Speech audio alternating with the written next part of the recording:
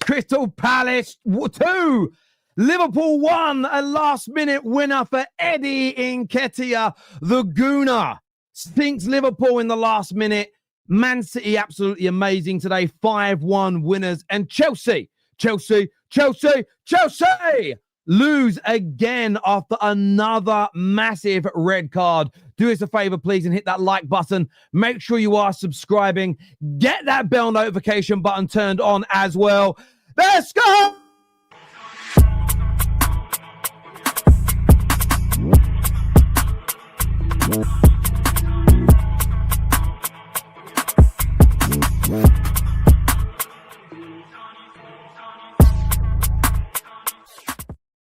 What an afternoon of Premier League football. Now sit down, strap into the Full Fan Highlight Show for the next, I don't even know, 60 minutes, 90 minutes, 2 hours. Who knows? Wow, what an afternoon. What a day of football so far. Man United getting battered. Crystal Palace doing what I thought they would and win. Chelsea doing what I didn't think they would do again, and that is capitulate. City, They did what we knew they would do. They smashed up Burnley today, 5-1. So much to go through, so much to break down, so much to talk about as well across all the games. We'll be getting our panel out later. We'll be sharing the line for you guys to come on with as well. Straight away, a super chat here says, once a Gooner, always a Gooner. Big Eddie Nketiah. No teams are more mortal Liverpool will face this often this season. Come on, you Gunners. I mean, Arsenal, a massive opportunity for you down tomorrow to close that gap. So I think that the defeat for Liverpool, for Chelsea is so bad as well. Nketiah, Arsenal's secret agent, is what Adair says here. I wonder if this... That's moved on my screen, sorry. It says, I wonder if this will be the narrative from rivals about PGMOL favouring Liverpool in stoppage time will continue. We deserve nothing. Congrats to Palace. I hear where you're coming from there. A better performance today from Chelsea, but every point we're dropping is down to individual sloppy mistakes. Gav, I agree, and we're going to go into Chelsea on the show. I don't know what Chelsea fans are going to turn up today, if I'm being honest with you.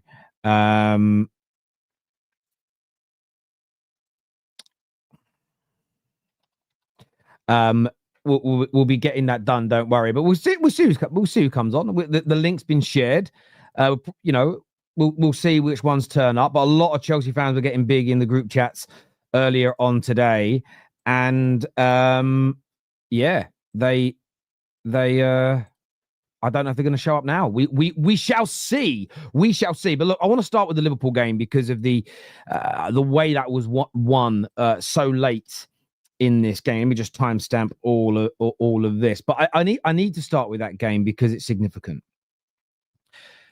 Liverpool didn't deserve to win that game today, but they could have done. And that shows the brilliance of Liverpool.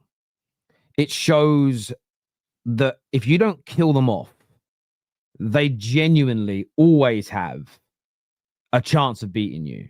They just do. There's no more about it than that. You know, we can go up and down, but genuinely, it's one of these situations where they're always in a match. And Alisson today demonstrated why he's the best goalkeeper in the world. It really should have been 2-3-0 to Palace at halftime. And then you have the Mateta shot that I don't even know how it stayed out. It's the inside of the post and comes out. And I was looking at it, and I didn't want to jinx it because I am a United fan. I don't want to see Liverpool win, but I am fair and I am unbiased. That's just my personal way. But I was watching it, and I felt to myself that this had a sting in the tail for Palace because they weren't killing Liverpool off. Liverpool weren't particularly great, but Crystal Palace were a really good team. I know they say you shouldn't take the league table too seriously after 6 games, but if you look back at last season, start to this campaign, Crystal Palace are genuinely one of the best teams in England right now. There is no debate about that. They are. So although Liverpool weren't at their best, do I correlate that to them not being at their best against Burnley as an example? No, because of the quality and the caliber of who they're playing. There needs to be there's a nuance in there to look at and speak on. But Chiesa scored very late in this game, and I think every Man United fan, every Evertonian sank. I think Arsenal fans, City fans who are fighting out for this title sank. And you saw 6 or 7 minutes still was going to be added onto the game. And I know every Liverpool fan watching, if we're being honest, feels exactly the same as I did, which was they're going to go on and win this now. They are going to go on, that being Liverpool, to win this game. One, because they've been inevitable this season. Two, the flow and the rhythm of the game went in Liverpool's favour. They had the much better second half. And Palace looked dead on their feet when that goal went in. But then Palace just summoned up from nowhere this grit, this determination, this sort of togetherness. I think what's really interesting, and I think what's really important to remember as well when it comes to these situations and these scenarios, is the fact that, and I want to make sure I say this in the right way, I want to make sure I explain this in the right way, but you get this kind of,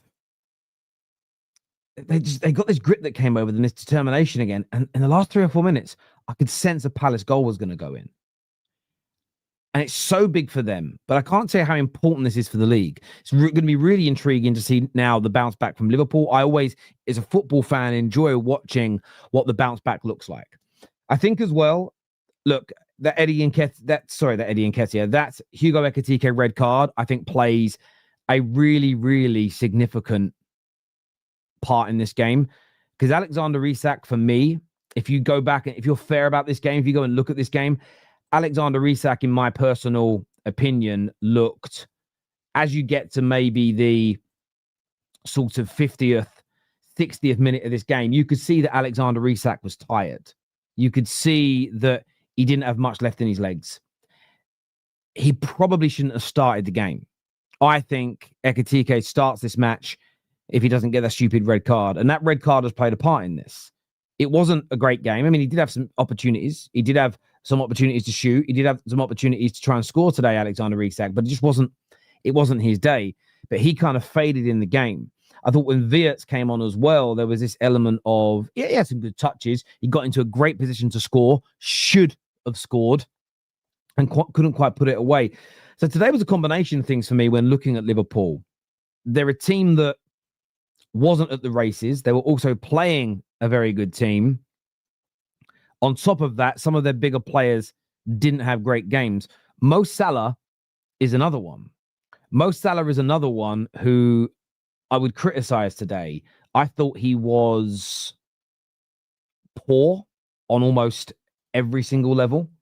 And by the way, just so if anyone is new to watching the Football Terrace, new to watching myself, I'm a massive advocate of Mo Salah. He's been a player that I've probably been propping up as your best player ever before, when Liverpool fans were talking of Van Dijk's and Mane's and Trent's. I've always bigged this guy up. I've been talking about him in the GOAT conversation for the better part of 4 years.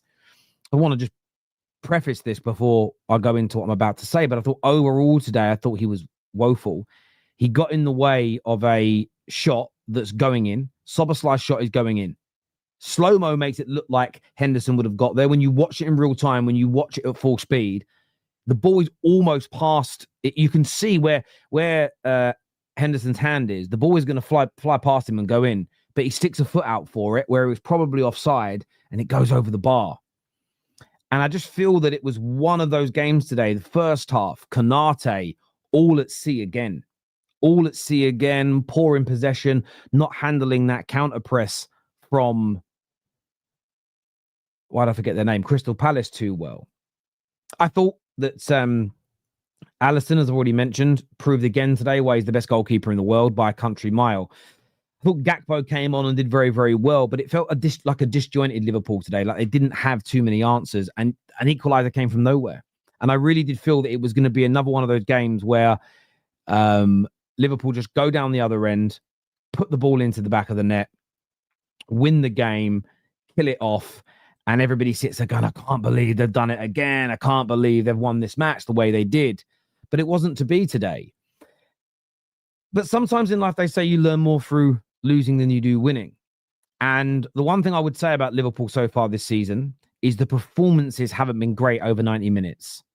The brilliant first half against Everton faded in the second. Today, really poor first half, improved in the second, but not that clinical edge wasn't quite there. Wasn't there, wasn't sort of marrying up expectation-wise. And I feel that Slot, I'm not saying he's got to get it right now, tomorrow. This is what I would say as well. There's no room to need to panic here from Liverpool supporters. And I don't think Liverpool fans will. I think Liverpool fans are far more level-headed than most supporters of most other football clubs. I think they're quite level-headed. There is no need to panic. You are still top of the league. You are still the best team in the league, in my opinion. And you've gone away to a really tough place. But there are some lessons to be learned here. I think that although the rumours came out to not be true from Dominic King, that there was a fine-in of Hugo Nketiah, I'd be having another word of him today if I was his captain, if I was his manager, and saying, look what you helped cost us today. We had to play a guy that isn't fully fit for longer than we wanted to, one of the hardest away grounds. I don't know if he'll play very many harder away games this year. Maybe away at Arsenal, maybe away at City, depending on how they're doing at that point. I think you'll get not an easier game. It's probably the wrong way to word it. I think you've got more. I predicted a Crystal Palace draw, I think. I predicted a win. I think I predicted a draw. I think you'll beat Chelsea next week as an example. I think you'll bounce back and beat Chelsea. So there is no need to panic at this point. There is no need for Liverpool fans to be losing their mind and going in on their players. I don't think that's the need for that at all. This is just healthy for the league from my perspective. But it just wasn't a great day today for Liverpool. I don't think there's any excuses. I don't think there's anything that was overly controversial that stopped you. It was just a case of Palace are a hard team. Some of your players weren't quite at the races, and you sort of got stung by what's been your poison today had been your medicine and your remedy in recent weeks. And it was just an interesting thing to see. So look, I'd love to get your thoughts. I'd love to get your views. I'd love to get your opinions on this in our comment section below, please, people. Very, very important to the show. Very, very important to the platform that you get that done for us right now. But Liverpool will be back. Absolutely no reason to panic.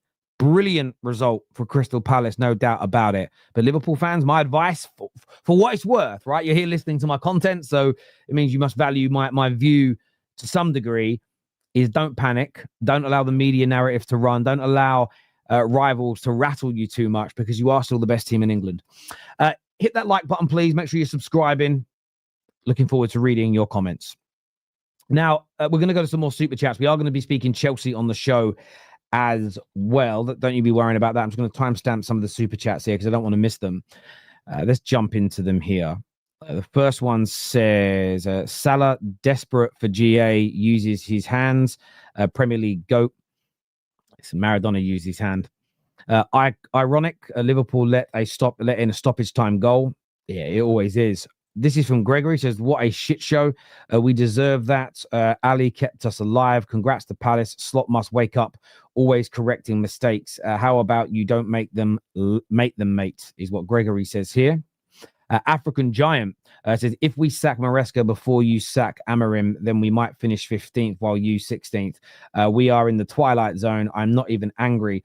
I am apathetic, which is scarier because the last time I felt like this was Potter's 22-23 season. Look, I don't think you're as bad a footballing team as Manchester United. But what we can't ignore, what I won't ignore, is the fundamental fact that Chelsea's start to this season has been horrendous. Chelsea's start to this campaign has been horrendous. Point blank. No cap. No hyperbole. Nothing polarizing. By Chelsea's standard. By Chelsea's standards of old, of new, and of everything else in between, the start to this campaign has not been good enough. And up next is Liverpool. Now with no Chalobah either. No Chalobah for that game. Injury problems galore. Very hard game to win. Very hard game to win. The frustrating thing about Chelsea today, that it bothered me even as a rival, watching Chelsea today, what made me angry, what frustrated me, was seeing Chelsea in such control. Genuinely in such control. Better team in the first half. Scored a very good goal. Didn't do it in the last few games, but I like it when Enzo Fernandez scores that way. I enjoy it. I like the box crashing. Sorry, I keep calling it crashing. Absolutely in control. I'm looking at the stats here as well, African Giant, right? To your super chat. I want to show you something here. In that first half of the game, 69% of the ball, 6 shots to their 3. They had no shots on target. They weren't in the game. They had a few attacks down the right, but they didn't look dangerous. There was no worries. There was no concerns. Let's do something else. Let's go from halftime until just before that red card. Second half begins. Okay, it wasn't very long, right? It wasn't very long. 70% of the ball again, right? You were going to dominate. But another brain fart moment. And I've said for a while now, I know some people are going at Maresca here. I made a bit of content in the week on Challenge Me, and I stand on it. Maresca isn't the main problem here, the main issue. It isn't Maresca's fault that Rob Sanchez got sent off against United. He did make bad subs, granted. I'm not too sure who gave the ball away. Can someone in the comment section tell me who gave the ball away that led to the red card? One of you is going to know. I can't quite remember. Who and what was it? I want to say it was Enzo Fernandez, but I don't want to do him an injustice here. So can someone in the live chat remind me who gave that ball away? Irrespective of whether it was Enzo or not, just like in the game against Lincoln, just like in the Manchester United game, it was Santos. There we go. Thank you. Casual passes, lackadaisical approach, no intensity, no character in that moment. Chalobah, look, he tries to win the ball. Some will say, because the replays they showed of this incident, it is a foul. He goes through the back of him, takes him down. He's going to go on and have a clear goal-scoring opportunity. Now, there is a very slight touch of the ball before this by Chalobah. But the reason it wasn't given, and you can all assess this, I think it's the correct decision, is the ball kind of hit him. He didn't make a play for it. When he makes a play for the ball is then it hits him, it's going into the path of the player, he's going to get onto it. And then he goes through the back of him. It's a rightful stonewall red card, in my personal opinion. But Chalobah doesn't need to do this. He doesn't. Man United should have had a red card against us earlier on today as well. There was the Sancho situation last week for yourselves, and I keep the same energy every single time. Unless it is the last minute of the game and you're about to lose points, there's no point giving away a red card like that. You're the wrong side of him. It's almost impossible to make that tackle. Let it play out, or just put pressure on the player. Let it play out. Even if they score, it's 11v11. It's just another really poor piece of decision-making from Chelsea Football Club. Damning. Absolutely damning, in fact. Absolutely damning. And for me, I would be exceedingly frustrated as a Chelsea supporter. You look at the starting lineup in this game as an example. Let me go back now and look at this. Look at the starting lineup. Genuinely, Chelsea fans, tell me watching, what more would you have wanted? Your best 2 fullbacks, probably maybe the best midfield 3 that you've got, unless Palmer's fit. Esteval and Neto either side of Pedro. Like, looking at your bench, I don't think you start. I mean, yes, of course you would want Palmer fit, and you would want Delap fit. And there are players that you would Colwell back in the team. But I'm talking of what was available. I don't think any of you are starting Garnacho or Gittins. I don't think you are. So I don't really see what the manager has done too wrong here. His team are winning. His team are dominating. And the players let their foot off the gas. Again, the players with the foot off the gas. I've seen this in so many games from Chelsea recently, where they just don't quite look at it. Now, look, it's still very, very early in the season, okay? It's early in the season. There's loads of points to still win. You know, when you were leading in that game, you're sitting there on 8 points. You went up to 11 points. You were sitting third in the league. So it isn't doom and gloom like you're in a relegation battle. The problem is this was meant to sort of be the season. This was meant to be the time for you guys to start pulling away. You haven't had a particularly difficult start.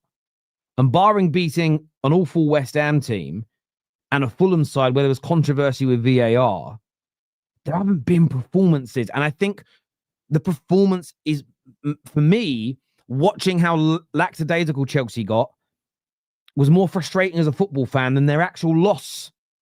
What I will say about Maresca, where I will address Maresca, is after the red card, it felt again like he didn't know what to do.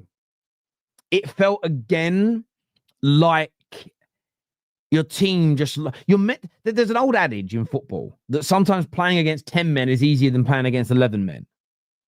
2 games running, that hasn't been the case. When Chelsea have been going down to 10 men, they look very, very, very vulnerable. Exceedingly vulnerable indeed. There's so much space for the opponents. There isn't a compact nature. There suddenly becomes no outlet. When you went 2-1 down, though, you attacked and looked a bit more dangerous. That, for me, is something you should be looking at your manager at, because what drills are you doing? You do this in training. I know you do it in training. I know every club is meant to do this in training because footballers have spoken about it. They do 11v10 drills. They do 11v9 drills. They work on scenarios. They work on having a man sent off or a man extra, so they know what to do in those moments. And Chelsea really struggle. Now, it is very abnormal to have 2 games in a row where you're reduced to 10 men. That in itself, I think, is fair to sort of speak about. But I think overall, Chelsea fans should feel very, very disappointed with the performances of their players, some mistakes their manager has been making, but it's awful right now. And look, and I'm sitting from a place of knowledge.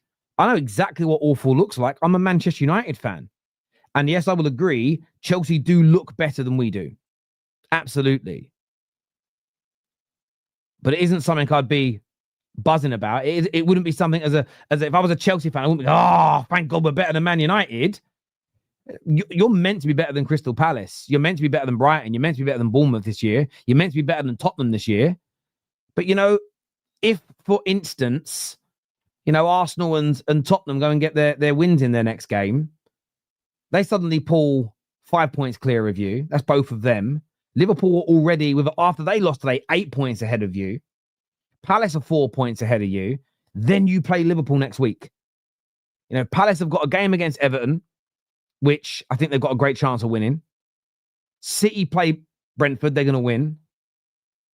Tottenham and Arsenal got a good chance of winning at least one of the next couple of games. You may find yourself 7 games into the season being 6, 7, 8, 9 points off of all the teams that are ahead of you. That just gives you such an uphill battle. And the sobering factor is Chelsea's start to this season, on paper, was one of the easiest. When you look at the teams that you've played, the vast majority are below you in the league, even now. You played West Ham. Who else you played? You played West Ham, you played Manchester United, you've played Fulham. Why can't I remember the rest of your games? Obviously, you played Brighton today. Those 4 are all below you. Crystal Palace are now above you, to be fair. And who's the other team? I'm missing one. Who'd you draw? Oh, Brentford. They're below you. So I'm just pointing out what's going to start happening when you're playing teams that are above you in the league, which by the end of next weekend might be half the league. If the teams that are not as good as you are getting points, beating you, performance levels have got to be a massive, massive focus here indeed. Huge focus for Chelsea fans to put that pressure on. Just bear with me a second here.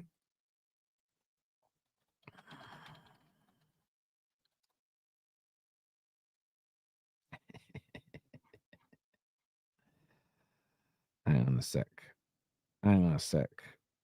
Love it. Hang on a sec, my people. I'll be back with you in a second.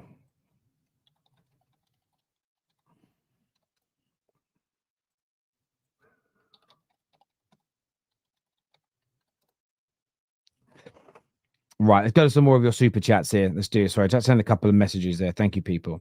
Liverpool should have conceded 4+ goals, but at 1-1, 6 minutes of extra time without stoppages, the ball goes out in the 96th minute near the middle of the goal, scored in 97+. Why didn't the referee end the game? It's a fair point. I'm not too sure. I don't have an answer for that. Was there another delay before the ball went up? For instance, there was 11 minutes added on in the Chelsea game, but it went to 13 and a half minutes over time. Someone can let me know. A mandatory via 007 super chat. Big up yourself, user. Thank you. It looks like City is back, and I don't like it. Yeah, man, they've adjusted. And they're delivering, and it's such an important part. And when I say adjust, I was talking about this earlier on today, because someone sort of said to me, "Oh, Terry, you were saying it from a United perspective a while ago. You didn't want a manager that adjusts to his players," and it was a really good challenge, because I do and I don't. I don't want someone that adjusts everything and completely collapses their principle of the game, but you do need to make adaptations, and Pep's doing it brilliantly, and I think he deserves so much credit for that. Alisson, not the best keeper in the Premier League. Let me just check one quick thing. Is the link the right one? I want to check something. Must be, because Ram's backstage. I'm wondering where. Yeah, it is. I'll just double check him.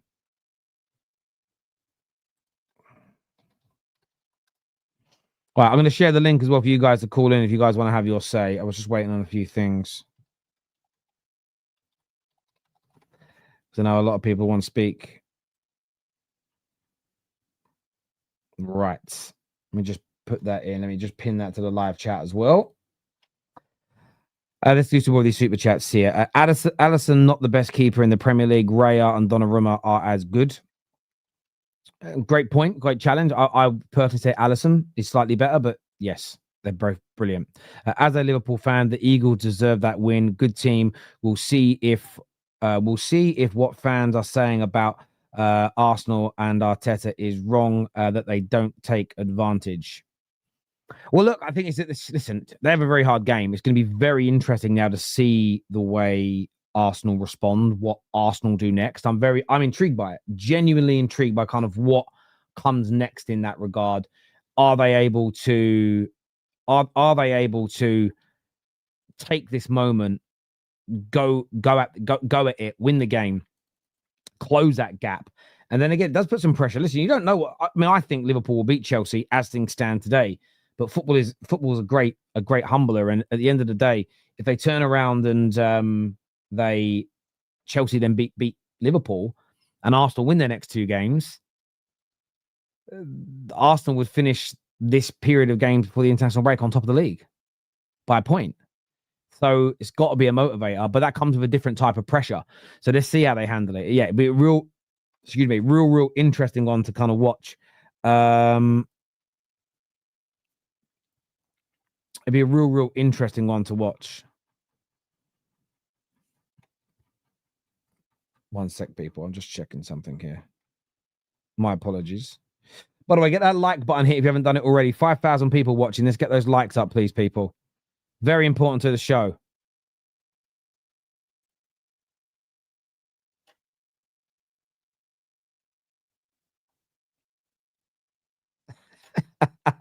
Sorry, Irene's saying in a group chat while I'm chatting to you guys, making me laugh. Let's have a look at some more comments here. This says, crazy how pundits are barely talking about the handball. What you mean, Mo Salah's handball? Look, it's one of these things. I saw it in that game and then saw it in the Chelsea game, because I thought Chelsea should have conceded a penalty as well. I thought that Chelsea, I thought it was a clear kick in the head, Gusto on Minter. Yes, Minter slightly dipped his head, but it was, if you actually look, it was still chest height. And they said there was no conclusive evidence that he caught him, other than the mark on his face. I mean, I didn't understand that. Mo Salah's handball was a little harder because, how do I explain this in the right way? You don't see the ball attempting to handball it isn't handball. You can't see the ball change direction or change its spin. Does that make sense? If the ball's moving, I've got loads of balls in here. If the ball, there we go. That's where my trophy's at. If the ball's spinning in this direction, like that going that way, and Mo Salah touches it with his hand, and then suddenly it does this, you can see it on camera, and then it gets touched, and then it starts rotating this way. that is evidence. But if the ball's moving in this trajectory and then it hits a hand and it kind of goes up a bit, so it goes down, then kind of goes up a little bit, you know it's City's hand. The problem is the ball was continue spinning in the same direction. It went past the movement of his hand, but it just carried on moving in the same way. So it makes it very, very, very, very difficult indeed to know. It makes it very hard to know what way it was. You see that there? You know I've touched that because you can see it change and stop. You can see it, right? You can see. But if I can't, I'm going to end up breaking something here. But if I throw it in the air and do that with my backhand, am I touching it or not? You can't tell, right? Because you're not seeing a deviation of the ball. So I think it's a little bit different in my personal opinion.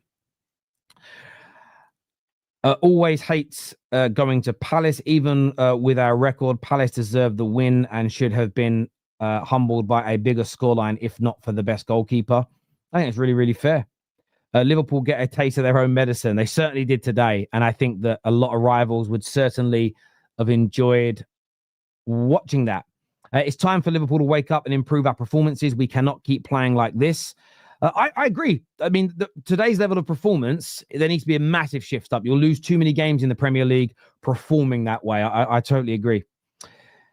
Abysmal performance from Slot. First half performance was shit and the tactics were pathetic. Second half was decent, but the timing of the subs was pathetic, is what's been said there. Interesting take. We are going to bring out our panelists now. We've got Ram, we've got Elijah, we've got Husam and Ash, we've got Samuel, we've got some others backstage, some new faces, Tony and Carl. Of course, Don and Ches are not going to be here. Of course, they won't be. Whenever I think about Chelsea, I think about Roy Orbison. You ever know who Roy Orbison is? I've been crying over. Hang on. Ches is just sending me a voice note with his views on the game. Hang on. I'll just play it here. Ches, I'm going to play it now.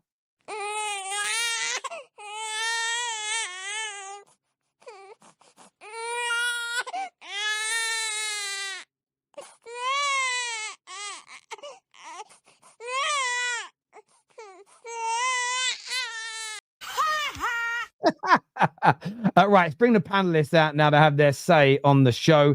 Let me move myself over to this side. Hassam's here, Ram's here, Elijah, Ash, Samuel is with us. We've got Carl as well. We'll come to you guys in a moment. Husam, brother, what happened at the end? Break the game down for us, Mudgy. Break the game down. We deserve to lose. 100% we deserve to lose. Worst performance all season, that first half as well. If it wasn't for Alisson, it would have been 5 or 6 down. They had the post twice. He saved like 2 1-on-1s. So they deserve to win for me. I said pre-game on Straight Facts, it was there. I said it's going to be a tough game. I said I'd take a draw. This is the reason why. This team is very difficult to break down. They're very well organized. It's a difficult team to play against. And we deserve to lose. And to be honest with you, it's good we lost because we got humbled today. Because we deserve this humbling. Because we turn up to stadiums thinking that we just deserve to win. And just like our aura and presence is going to get the 3 points. That first half performance was pathetic and disgraceful. And all like Konate, for me, worst player on the whole pitch, just got absolutely like ragdolled by Mateta. It's just I don't even know what to say, to be honest with you, with this Mateta on Konate violence. He got absolutely abused. We deserve to lose today's game. We are humbled today, and I hope this is the kick up the ass that this team needs, because this is deserved, And for me, they if it wasn't generally for our goalkeeper, we wouldn't have even been in a position where Chiesa could have scored an equalizer at the end. The only reason why is Alisson. For me, the only 2 players deserve credit is Alisson and Van Dijk. The rest of the team all were either average or shit or subpar or just straight up ass like Konate. So, yeah, people talk about 007. Verts in the second half actually had a good game, in my opinion. I don't think he was bad in the second half. He was actually good. The Premier League GOAT went 009. So please do check your history and learn about the beautiful game. So, yeah, big up, you guys. We deserve to lose today's game, but I turn up, win, lose, or draw. I'm not like certain fan bases. I hear you. I want to ask you about a couple of players individually today. What did you make of Alexander Isak's performance in this game? He should have scored. He had 2 or 3 moments to score. Wirtz should have scored as well. Like, we created enough chances, but we weren't clinical, which is something you don't associate with Liverpool. You know, so we should have scored, to be honest with you. He should have scored. He had a couple of good moments. But with Isak, I will 100% give him leeway because he's already scored his first goal for the club and because the guy hasn't even had a preseason. So this all is basically his preseason, essentially. So, yeah, he's going to be a Liverpool player for the next 6 years. And we don't need him for just one game. We need him for the next 6 years. So for me, he should have scored, should have done better, but I give him leeway just because he basically hasn't had the preseason. But Konate's had the preseason, so he doesn't get the same leeway. You know, same thing with Bradley. Bradley, oh my God, that first half. Oh my God. That right-hand side, you know, people coming into the game might have said, oh, Kirkaz is not having a good season. You know, maybe Glasner will target Kirkaz. No. Glasner targeted Bradley and Konate. And that right-hand side got abused all game long. And Frimpong came on and he wasn't even much better than Bradley. So. Yeah, I hear you on that. I do. I just want to run to Ram. Ram's got to shoot off for a second. Sorry, I just want to say, Ram, what did you make of it today? Because look, Palace were a good team, taking nothing away from Crystal Palace, but you guys were nowhere near the standard. And there have been a few other games this season where, you know, being caught on the counter has been called out and, you know, late goals have kind of got you out of a little bit of trouble. Do you feel this is a carry on from then, or was this more about just not being able to handle the intensity and the power of Palace today? You're on mute, bro. I think this game was pathetic from Liverpool. I haven't seen us be architects of our own downfall and also getting abused the way we did by Crystal Palace. As in, Mateta was absolutely bullying Konate the entire game. Pino was running rings around Conor Bradley. And like you said, Terry, the only W I can take from this is the fact that I can happily say Alisson Becker is the best goalkeeper in the world. This guy saved it from being 7-0 at halftime. So that's the only thing I can take away from this game. I thought Szoboszlai had a decent game, especially in that second half, because he seemed as though our only creative outlet. I think Salah, I'm going to use the words for Benzema. He played against us today. The fact that, like you said, Szoboszlai's shot was going in and the velocity that it was going at and the power that he generated, I think it would have been a massive problem for Crystal Palace. I think it would have gone into the back of the net, in my opinion.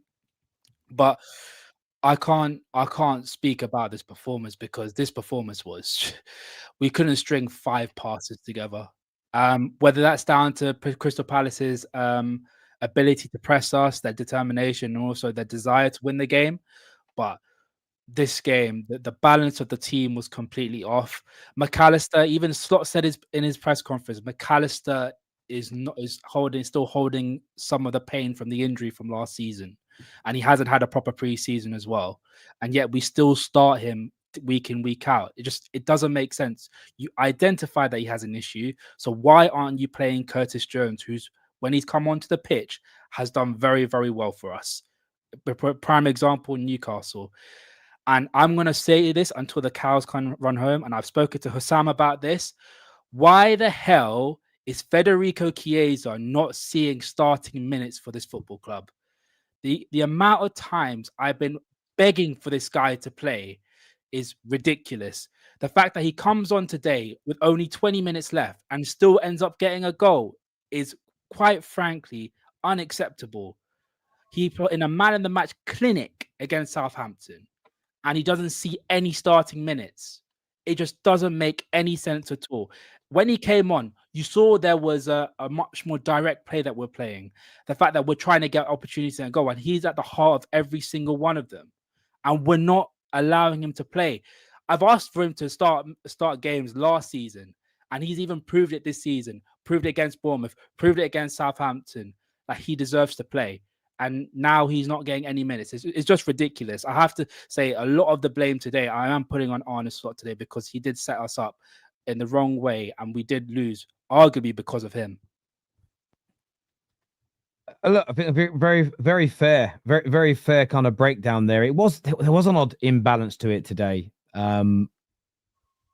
It's a formation that we played compared to one of Slot's biggest issues is 3-5-2s. We saw it last season. He can't For some reason, he can't seem to break down a 3-back system.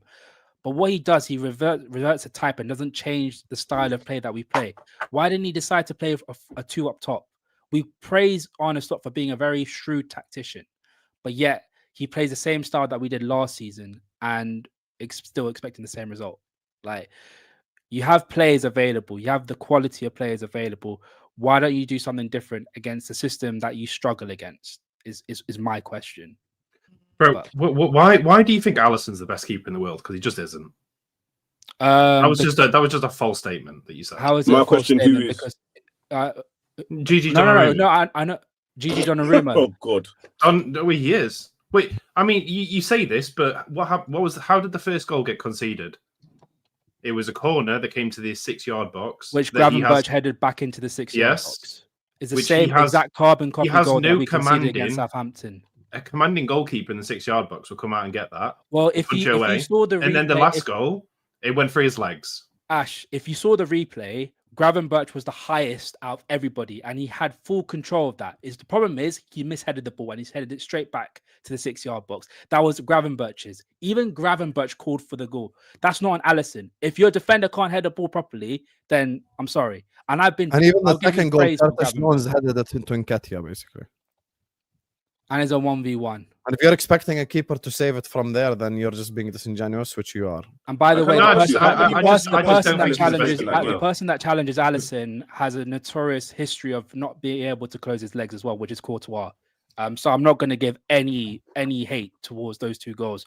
They're 2 very well taken goals and 2 very poor pieces of defending. And we deserve to lose anyway. If you're telling me, it would have been 6 or 7. If you're telling me that Gigi Donnarumma is better, well, if you look at the past 5 to 6 years, Donnarumma hasn't lived up to his potential, and he's also been very poor in majority of those 5 to 6 years. If you ask PSG fans prior to Luis Enrique coming in, they were very, very underwhelmed with him. Bro, what you just said then, 5 to 6 years, 6 years ago, bro was 20.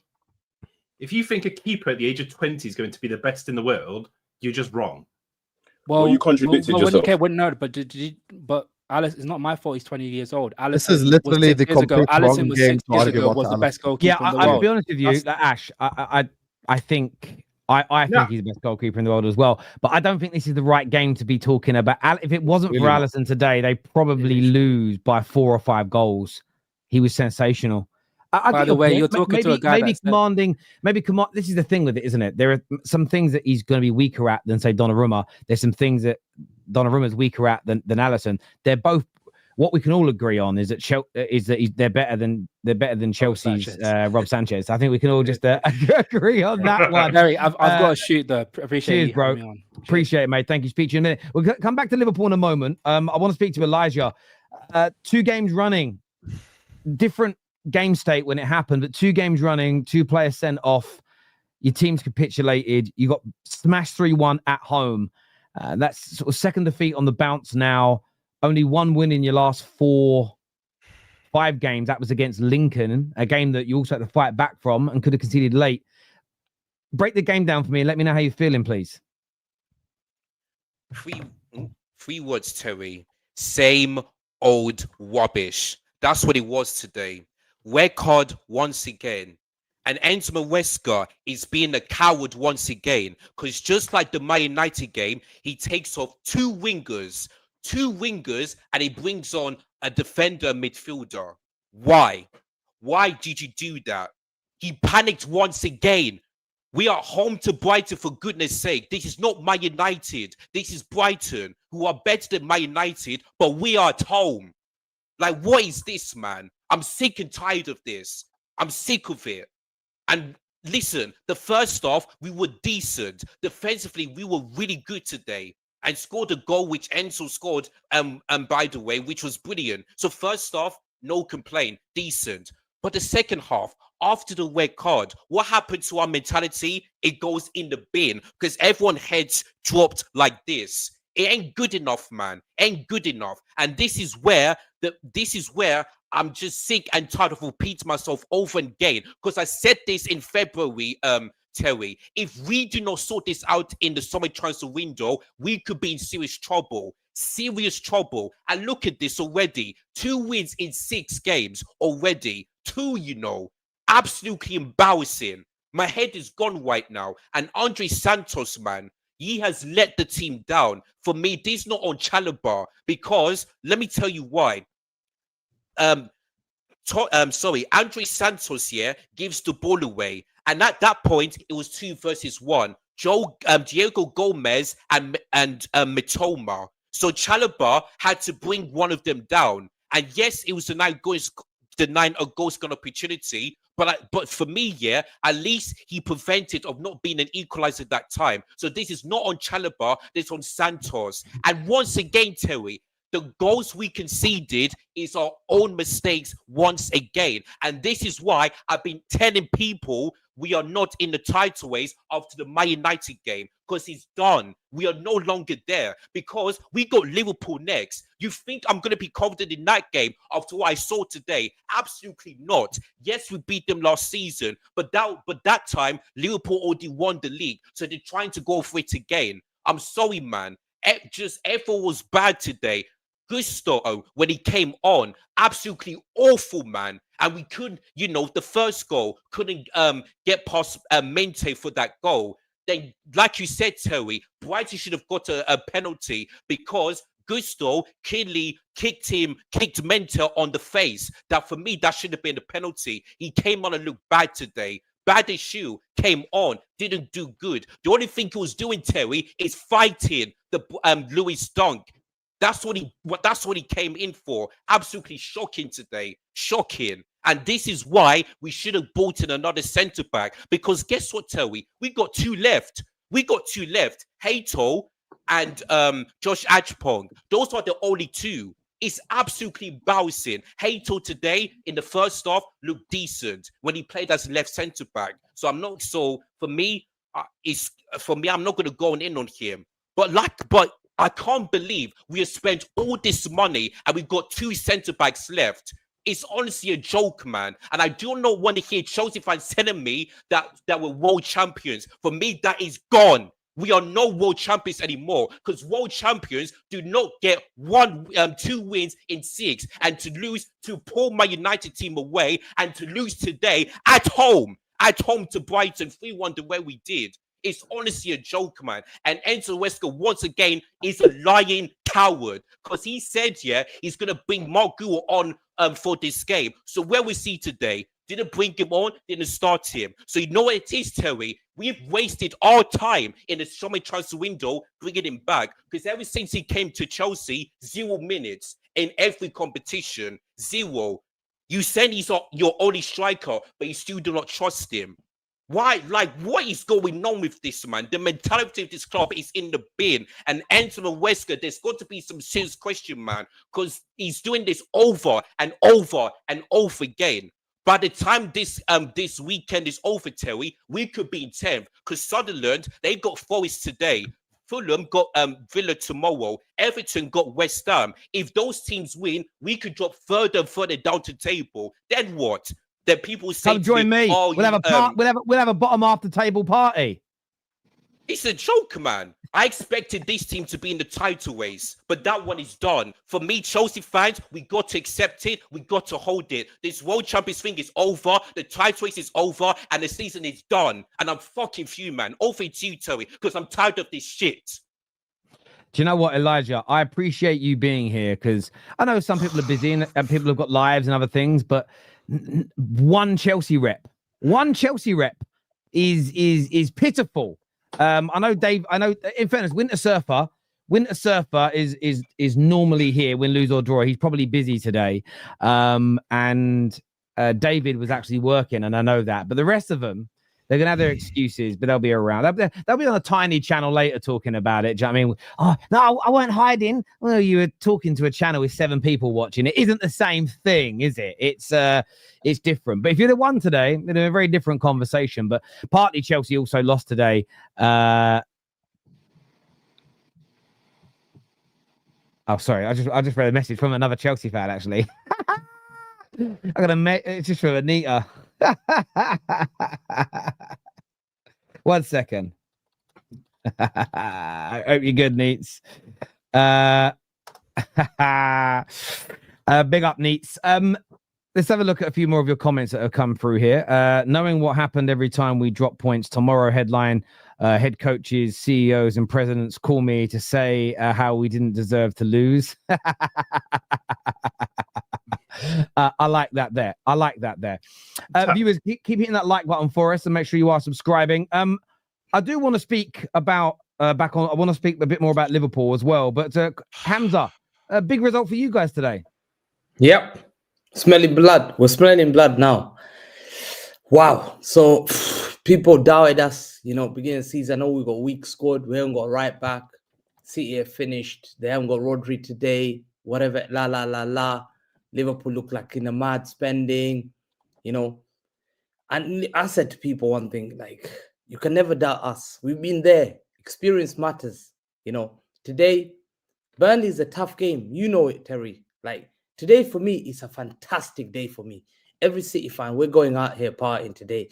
United have lost, Liverpool have lost, Chelsea have lost, and I've won. Today, you could have seen the performance we had. Doku to me is defining the odds. If you see what Doku's doing in this league, to me, he's amazing. He's proving those doubters or saying that Doku or he's just a dribbler merchant, whatever it is. This season, he's stepping up. Some even knows that before last season, I said he was good, but his finishing needed to improve. But this season, he's killing right backs. Next target, I don't know who he is. Timber got substituted last week. He got hooked off because of Doku, got yellow carded, nearly got sent off, had to be hooked off to be. And today, what he did to Walker and that guy was criminal. He was killing on that side. To me, City, and then Nunes coming out with a goal. We were 1-1. People knew we were not panicking.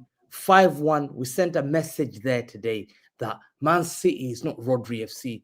I think people are saying that we're struggling after the Brighton game. We've come here. And lucky we should have won to Arsenal. And now we won clearly. It was clearly a win. 5-1 against Burnley. The way we played from midfield from the beginning to the start. Halftime, we were a bit sloppy, giving the ball away. But I think Pep told them and say, listen, you're Manchester City. You need to step up the gear. And big up to Nico Gonzalez. Reinders stepped up. Doku stood out to me as the best player, and Matthias Nunes, they don't get the credit. They don't get the credit. So are you enjoying are you enjoying the new way of playing? It's been that sort of 3 games now that you've been playing that way. Are you confident that this new brand of football is going to sort of keep you in the title race and keep you at the highest level? The problem, Terry, we don't have the quality. I've been critical. I don't think we've got the quality on the other side, the winger. I don't think Savio's already here in form. And if you look at City, the good thing about it is Marmoush is out. Yeah, Cherky's out. Rodri didn't play. There's a lot of senior players that didn't play today. Kovacic hasn't played. City have still got players to come in. And one thing we know, that City, once they start going, it's hard to stop them. I'm looking at the games, next game, and I'm thinking the way they're playing, they look unstoppable. Foden stepping up. People are critical on Foden. Look at Foden today again. Brilliant performance. I think Man City today are showing that if I was Husam, I know they spent 400-500 million, whatever it is, and we didn't spend that much money, but we are gonna chase you to the end of the season. I won't even take that with the response. Yeah?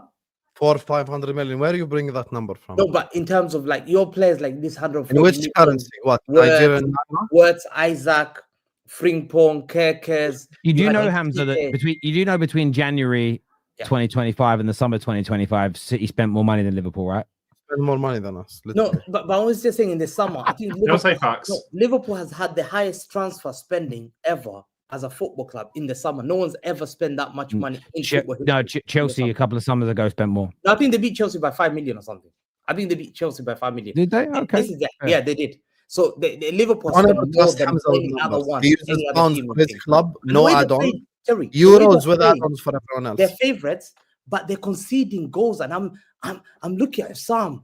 Sam, you should be. You conceded to Burnley. Yeah, we conceded, but you guys should have been 5-0 down against Crystal Palace. Mateta, you're lucky. Your only clean sheet was Wolves. Why do you chat shit all the time? No, Alisson kept in the game. And at one point, listen, I had to flick the game because, listen, Terry, I finished my game at 75 minutes. I thought, blow the whistle, it's done. No point of playing. I switched off the game. I'm seeing these guys That penalty decision, I have never in my life, I swear to God, never ever seen biggest corruption in football history since 1986. That was the biggest corruption in my life. Like, I couldn't believe they were looking at VR, and I thought, hold on, you don't need VR for that. And I looked at it. Thank God there's someone up there. Justice today. There was justice, because you know what? You can never, as what Terry said, you can never cheat the football gods. And they were Justice for what? Tell us, please. You could not beat Palace. Thank God. Justice for what? Tell me. Justice for what? Man United fans and City fans. Yeah. We celebrate for justice. That was okay. Justice for what? For what decision? You should have to sack that VAR because you did the same thing. Hamza doesn't listen. Justice for what decision? Tell me. For that handball. That was a joke. For that handball, okay. How did the Crystal Palace goal happen? The first one. Tell the world. Bro, I don't care about the. I'm talking about the handball. Oh, you don't care about the way Palace scored. That was a handball. So, guys, the first goal was a corner that shouldn't have been a corner. Justice, true. Right? No, true. No. You can't deny that. What Don said is true. Yeah, exactly. Thank you, Ash. Ash is a Newcastle fan. Also, they got about an extra minute and a half after the allotted 96 to go on and score. Like, they're not crying about it though. They're just these are all the facts. That wasn't a handball because there's no conclusive evidence. You can't see that he definitely touched it. No way. And by the way, you want to know what the commentator said? This is an important thing. Let's do away. He was up in the air. Guys, hang on. Just let me do this here. Hamza. I'll bet Hamza, we'll have a competition. Fact. If I win, I get your TikTok account. You have to give it to me. If you win, okay, I will give you the Football Terrace, the whole YouTube channel. Okay, so with this finger, am I touching the tape measure or not? Am I touching it with this finger? Is this finger touching it? This one. Is this finger touching the tape measure? We can't see it properly. Exactly. No, the VAR did not show conclusive evidence the ball was touched. Why is your hand there? Why? Okay. Again, I don't care. Your hand going towards the ball is not handball unless you make contact with it. That's it. But Terry, I promise you, when the way that he looked, there's no way you can tell me he did not touch the ball. Because, no, I can tell you from your VR. I'm looking at this, Terry. I'm looking at this. Okay, it wasn't clear, but why is your hand there? Your intention was to touch it, so you could have touched it. But and that is the intention to touch it. Officials are scared. The only reason why Mo was that high up in the air is because the Palace player held him. Arsenal so it could have been a penalty, mister. 100%. Literally, this is what the Palace player did to Mo. That's why his hand was up in the air. Oh, please. Yeah. So either way, yes, some people are getting very pedantic now. They're saying a lot of people in the comments are saying that Terry, there was multiple angles, and I watched it, and I would have loved nothing more as a Man United fan to have seen that goal get ruled out. But what you didn't see is conclusive evidence it got touched. It looks like it touched it because the hands like next to it, but it doesn't mean they did. What I don't understand is why we don't have chips in our balls, because that would tell you, because you would hear it. But that's another conversation for another day. But do you know what I don't understand is I don't get why we say VAR comes in. Say if you score a goal from a handball, and there's a foul or something in the build-up, they'll pull it back and rule it out. Why, if there's a corner or free kick that's been given and it has come off, it's been the wrong decision. Like you said, Mitchell was the one who kicked out the ball, and obviously, and Palace got a corner for that, which led to the goal. These are big decisions in games that obviously VAR just doesn't bother checking. I do agree. I look at it as that is just one that they can check within 10 seconds. They can know whether they've awarded the right corner or not. And you actually see quite a few goals. I remember last year, it might have been the year before that, in the FA Cup. No, I'm thinking FA Cup, Villa versus West Ham. I think it was Graham Potter's first game. A Villa player takes a shot. It's one of the worst shots you've ever seen in your life. It goes off like a banana, goes out for a goal kick, but they gave a corner and they scored from the corner. Like these things are crazy. In the modern day era, that's something that we can just get right. This year says, please, with all due respect, please stop bringing this kind of Man City fan to studios. The guy sounds like a broken record with poor football analysis. Oh, Oh my God, justice for the Mo handball. Oh. Hamza, how did the first goal happen? I don't care. I didn't see the first goal. Oh, you didn't see the Of course you didn't But- see the first goal. Of Sam, course. if you ask anyone who watches football, doesn't watch football, You didn't see the first and I goal. showed it to everyone, I guarantee you most I people- saw it and he didn't touch it with his hand. 1000%. Okay, Hamza, we why still was lost. his hand? We Yeah. still lost. There's no- That's Here, what I'm wait, talking wait, about. wait. Hamza, You lost just because prove. of No, wait, someone Hamza, else. let me ask you a question. No. Let me ask you a question. Justice. So I want you now to prove that the super chatter is wrong. Okay, so prove to him that you have ball knowledge. Why was Salah? No, listen, one No, second. no, wait. Let me ask you a question. Why was Salah's hand up in the air? Tell the world. According to you, he was getting grabbed, so he had to put his No, I'm hand in the asking air. you according to Hamza. Why was his To hand me, up I in don't the know air? why his hand in the air. I don't But know you why. don't know. So he wasn't getting pulled down by Lacroix. Sam, to me, it didn't look like it. I don't think it looked like it. I think to me, that should have been disallowed. And most fans on social media and everyone are talking about it's the biggest talk. Again, do you know what? I'm going to be honest with you. I don't care that everybody's talking about it. What I'm asking for is for one of you to show me categoric evidence he touched his hand. You can't. Therefore, to give an objective decision when you cannot categorically see there was the same reason the Chelsea didn't see the penalty. It looked like he got hit. The evidence that I had is you could see the guy's eye all hurt and he's getting treatment on it. You could see the mark, but there was no actual evidence in the camera angles that the foot actually hits him. So if you can't see it, you can't give it. But Samuel, I want to ask you about your club. I want to ask you about Liverpool's performance today, please, bro. That was Slot's fault. The lineup was wrong. So imbalanced. You put Verts left wing, Szoboszlai in the cam, and Conor Bradley right back. What you had at the start of the second half was exactly how we should have started. Gakpo left wing or Chiesa left wing, which I've been saying for time. Verts in the midfield, and then Szoboszlai right back, because Szoboszlai at right back has been playing very well.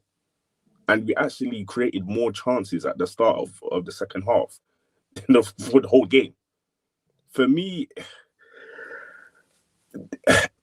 there's too many performances now where we have started off the wrong way. And that's on Slot and his tactics. Now, I'm not going to get onto him because he's won us a league and he's done great things for us. But he needs to figure this out very quickly. Because on transition, I mean, Crystal Palace were brilliant today. The way they defended was absolutely brilliant. I'm not going to lie. I was even scratching my head thinking, where are we going to fashion a chance from? The way they defended. But the way we're getting run through because of certain guys going up, Conor Bradley was annoying me today. Konate was annoying me today as well. We're just losing the ball unnecessarily. Obviously, when you have Verts that is at a left wing, I'm not gonna get onto him as well. He was put there, but he's not fast enough. Where you could have bought a Chiesa or even a Gakpo on left wing to balance it out, and you just got a whole load of mess. That first half, that was the worst first half performance I've seen for Liverpool for over 2 years, and that says a lot. We could have legitimately be losing 4-0 at halftime, 4-0. And that's even me putting it nicely. We cannot, and especially against Chelsea, and I know Elijah said he's worried about his team against us. But I'm even slightly worried about us against them. Because you know how Chelsea like to play... No, wait, hold on. Okay, Elijah, who are the two centre-backs that will play against us next week? No, just so Samuel knows. Who's the two centre-backs? Let me tell you. Hato and Josh Ajpong, because there's no Chalobah, there is no Fofana, there is Samuel, I'll be honest with you, if Levi. we cannot beat Hato, Sorry. and Ajpong, we don't deserve the league. That day, we don't deserve it. You guys are winning. I The do not reason care. why I'm I don't have saying faith in this team anymore because it's done. I do not want to hear it. It is done. Everything about Chelsea, the title is done. If you do not beat Liverpool, then I'll be very surprised because we are fucking awful. We are What bad I'm trying today, to but say- we weren't this bad. What I'm trying to say is that what Chelsea like to do, especially when it comes to us, The low block. they like to defend. Yep. That's what I'm saying. I'm not saying Chelsea are good. I'm with you. Chelsea are not good. But when it comes to us, they like to drop in deep. Pause. But you know what I'm talking about. So, and Chelsea like to turn up against us. That's all I'm saying. Game state. That's all I'm saying. Chelsea, I know they're bad. I understand. I get your the rhetoric. They're going to have 2 centre-backs that we're hardly going to see this season once their main centre-backs are back. However, that's what I'm worried about. Them being going on a counter-attack against us. If Slot doesn't get the lineup right, then we're going to concede more goals. We're going to drop more points. I'm not saying we're going to lose a lot. We're not going to lose a lot this season. But drawing a lot, yes, that's going to happen. That's all I'm saying. Do you know what I find very interesting about this? I'd love to throw this to Seb for a moment, because we've kind of gone a little bit away from the game and onto the wider talk.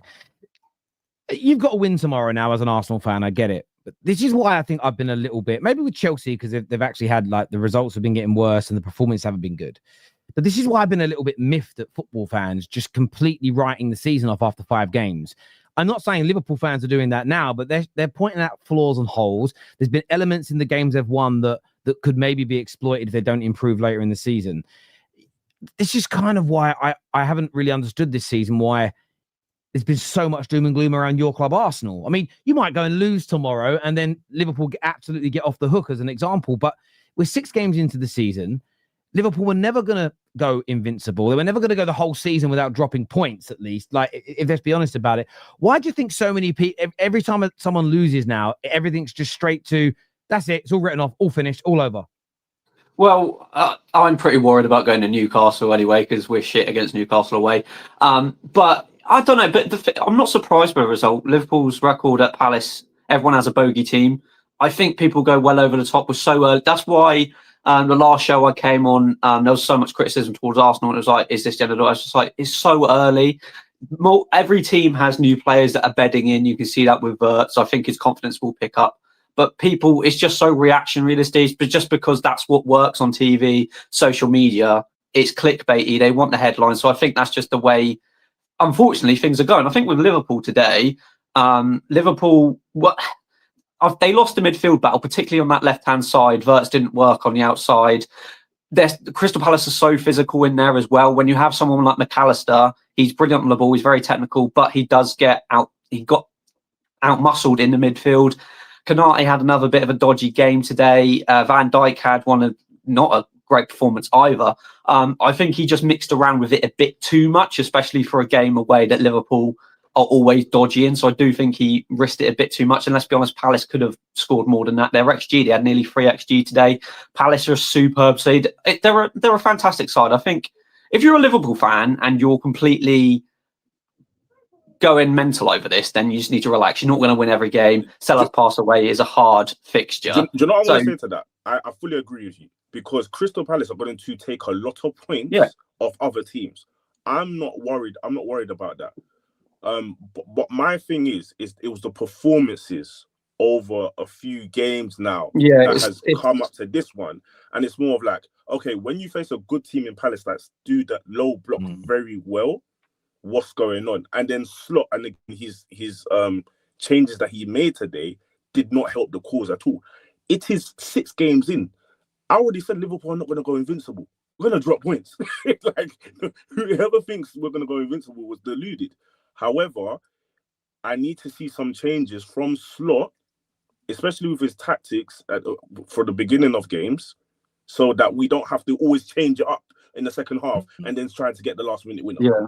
I think the thing is, with the performances, I think this was coming. I think everyone knew it was coming. I think Liverpool will start to get better the further the season goes along. But even under form, the underlying metrics, Liverpool were outperforming their XG. They were outperforming any statistic they had. So this fixture was coming. At least you can get it. It is Palace away. If I was a Liverpool fan, that's the only thing I'd be worried about is the underlying stats haven't been great. They've been winning games very late. And even from, I'm a betting man. If you're looking at statistics, you want to look at a team that has consistent numbers over and over again, and you're seeing consistent patterns. Whereas with Liverpool this season, you haven't really seen that at all. But I do think it's down to the large amount of turnover Liverpool have had. And I don't think Slot kind of knows what his first starting 11 is yet, because obviously Nketiah has been fantastic. He's probably been their best player so far this season. He wasn't available today. Isak just clearly looked like he hasn't had a pre-season or anything like that. So the underlying metrics don't look good, but I think as the season goes along, they'll be fine. Huh? Why are they conceding so many chances? Why are they conceding? Why is Wirtz not performing? Because do you know what's so mad? I can answer that. Words We've can't fit actually- in the formula. We've Why? actually had a starting 11 that worked for 2 games. I don't know why he changed that. Because when it came to Arsenal and Burnley, even though the attacking performances weren't as great, but we managed to get over the line, defensively, we were very good. So, and that was because Chiesa was at right back. And he was helping that a lot. And Van Dijk was doing amazing stuff as well. So this is why I'm saying in this game, why has he now changed that? I think what we had today. Well, when you look at most of Liverpool's, just to go back to what Hamza said, most of Liverpool's goals they've conceded this season has been on a transition because they're very front foot. So this is why I was talking when we were talking about Gravenberch before. Gravenberch is a fantastic player, but when people were saying he's the best CDM in the world, I think games like this shows, because when Liverpool are in a transition, he doesn't necessarily have the pace to get back into position. He's not going to cover all the. He's not like a Kante or a Rodri where he's going to dominate that midfield pretty much on his own. That's not Gravenberch's game. He needs that partnership with McAllister in there. So when people did say that before, and I was like, I don't think he is, and I got shot down a little bit. But I think today shows that really. But I think Liverpool will be fine. They're going to lose a game, and it's Crystal Palace away. It wouldn't surprise me if Arsenal go there, Man City go there, Chelsea get there. They drop points there. Well, obviously Chelsea nearly dropped points to them earlier in the season. They're a fantastic side. Just the but number of Liverpool goals will they get better. concede is a lot. They're conceding a lot of goals. I didn't even expect this. I don't know whether it's Konate's got his head at Real Madrid. I don't know. Van Dijk is a special defense. Whether Keke's is not the quality. Why are they conceding so many goals? The thing is, I can answer that. If you look at a lot of goals that Liverpool conceding, it's actually due to unnecessary mistakes that we have been making. Unnecessary mistakes. So today, the goal that we conceded, even though it wasn't a corner, fair enough, you still have to defend the corner. Gravenberch, full control of the ball, heads it back into the danger area. That doesn't make no sense. If you look at the other goals that we have conceded, Konate being a bozo, Kirkes was a bozo against Newcastle, if you remember, when I don't know what he was doing against Bruno for that goal. So a lot of goals have been unnecessary mistakes that we have been making. So for me, it's more of like, if we can cut out these unnecessary mistakes that we're making, then you will see a lot better from us. However, we are still getting cut through, which is, I'm thinking, this is a slot issue that he needs to change. Well, I'm pretty sure, correct me if I'm wrong, it might have been after the Atleti game. Schlott literally said in an interview, not the exact words, but we're going to try and outscore the opposition. I think that is part, because Liverpool are so strong up top, that's kind of what they've been doing so far this season. It has worked so far. I think today was just a bit of an off day, because this was definitely, even though they've been patchy, this is definitely the worst performance by a mile. No, it was off day. Yeah, but look, they're going to pick up again. This happens to everyone every season. Like the best Manchester United sides in the 90s, they lost games away to like the Stokes, and it just happened. It did happen. Southampton away was a horrible one for us. I look at it this way: why they can listen. No team in the Premier League is flawless. I don't think there's a single team in the world at the moment who is flawless.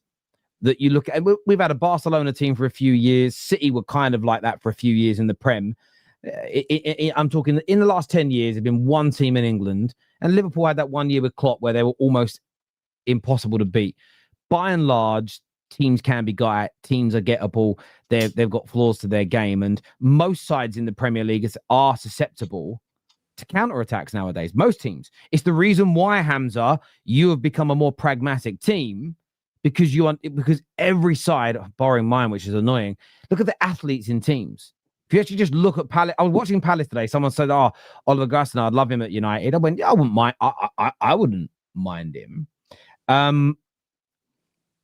But look at the speed, power, and pace in that Palace team compared to Man United. Look at their backline. He wouldn't get the same results because it's not even about the technical ability of some of those players. Because I don't like Sarr's a great example. Is Sarr an amazing footballer? No. He makes a lot of mistakes on the ball. He overruns it a lot. His first touch can be poor. But what he does have, which is important in the Premier League in 2025, is he has amazing athlete. He's a good technical footballer. I'm not saying he's got no technique, but he has amazing presence. Rooney was speaking about Mateta, saying he can be a little clumsy sometimes and he can make mistakes. But the way he ragdolls defenders, it's so important. He can hold up the ball so well as well. And I think most teams are susceptible to counter attacks and conceding in that way. And if you guys, City, would have opened up a little bit more against Arsenal instead of sitting in a low block, their speed and their power on the counter attack would have like blasted through you. And this for me is a good thing. I almost don't want Liverpool to fix it. I want no one to fix it because it's amazing watching football matches where the best teams in England can lose and can concede those kind of goals. I don't want to go back to. So one thing, listen, it's no disrespect towards Pep. It's a preference thing for watching football. Pep's best teams annoyed me because the games weren't competitive. I appreciate how amazing they were at football, but a Pep team would go 2-0 up, not give away the ball, and we'd all sit there. Well, we wouldn't sit there because it weren't our team. We'd turn the fucking thing off. You know what I mean? We'd turn it. Oh, it ended up 4-0, did it? Who cares? No one was watching. And that's not a dig. These games now are far more entertaining. So I hope it doesn't change. But that's all it really is. I think every team in the Premier League is susceptible to counterattacks. All of them. So the more you attack, that's why your manager has changed, personally. Let's do a few more of these super chats here. This says, if Crystal Palace keep this up, Gehi isn't leaving till the summer. Well, was he playing today? Yeah, he was playing. He was playing. So I did whatever But reason. I think Liverpool pushed for him in January because of the Leone injury. Yeah, I agree. When we lost to Forest, Slot couldn't stop talking about it for months and went on a massive revenge run on the whole league. Just saying. Yeah, I mean, that's why I don't think you guys are punished. Hamza, solve this. Rent-free in head you're living. De Zerbi to Chelsea after the international break. Would you take De Zerbi, Elijah?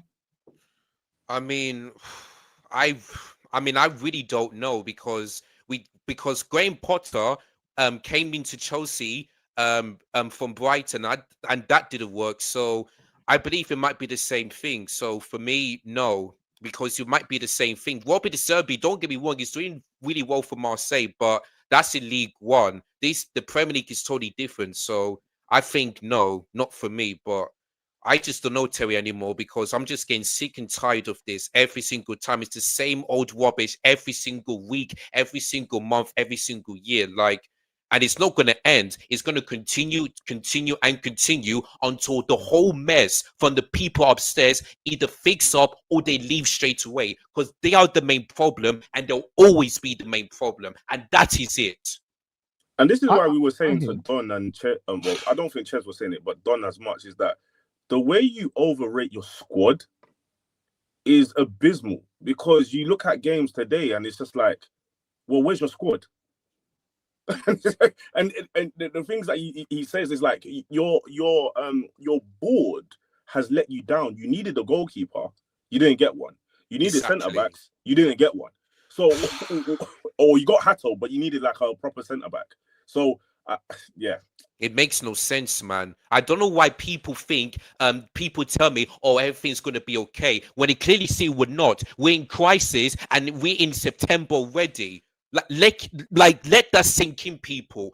2 wins in 6 and we're already in crisis. Honestly, man, Arsenal fans better fix up and wake up because this is absolutely rubbish the way I'm seeing this right now. Joke. I love it because I predicted all of this before the season started. I came on show saying how bad they were. I said Tottenham are going to finish in front of them, and so far, I've been right. So. Look, gents, I want to thank you all for coming on. I want to thank all of our super chatters, everyone who's hit the like button. I know a lot of you have lost games. So I wonder what you would have got odds-wise today on United, Chelsea, and Liverpool all losing as a trifecta. I reckon you'd have got 50-1 on all 3 losing. Oh, easily. Yeah. Crazy. I didn't expect that. But listen, we're back. Obviously, Tottenham play later this evening. We're also back tomorrow for the Arsenal-Newcastle game, which, listen, I'm hoping. I am hoping for an Arsenal win. I'm not going to lie. Sorry, Ash. Main reason being, I want there to be a bit of hype around this title race even early on. I'm just sick and tired of everybody's teams that are pretty good fucking being miserable fuckers. I ain't going to lie. Maybe it's I'm looking at it through the lens of you guys have got first world problems. Wise up. I'm mad nervous. Ever since that season where we were going for top 4 and all we had to do was beat Newcastle, and then we got battered. I always get nervous going there now. I don't like it. But listen, hopefully we'll do it this time. What's going to happen is Odegaard's going to come back from a shoulder injury. Joe Linton's going to body him and he's going to get another shoulder injury. Well, that's nice. Probably, honestly. I hope he doesn't, but you come into Newcastle and it's going to be it's probably going to be the most physical games that's going to be in the Premier League. Or Bruno's just going to start elbowing people in the face again like last time and didn't get sent off. Didn't happen. Don't know what you're on about. Didn't happen. Listen, gents, thank you all. Elijah, Hamza, all my other panelists tonight. Thank you very much indeed. Until next time, people, take care. Actually, let me check one. What did you say? I said I'm top 4. I'm above Arsenal, man. Let's go. This is going to redirect you to Husam and Mo's channel. So go and support the boys over there. And we'll see you guys all again very, very soon. Peace.